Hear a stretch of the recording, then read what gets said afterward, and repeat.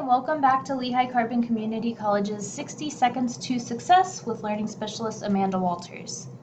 Today we're going to be talking about setting SMART goals. If you've ever struggled to stick with a goal that you've set for yourself, this acronym might be helpful for you. First, you want to make sure your goal is specific. Make your goal as specific as possible so you know what you're striving for and when you've reached your goal.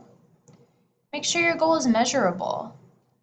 We tend to be more motivated when we can see our progress little by little.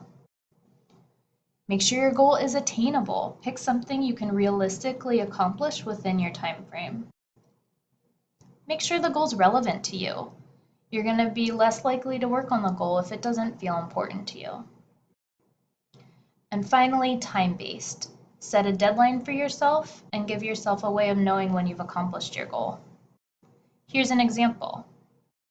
I will prepare for my math test by studying for 1 hour each weekday and going to tutoring twice a week until exam 2. Try using this acronym with your goals this semester and reach out to us if we can help you along the way. Thank you.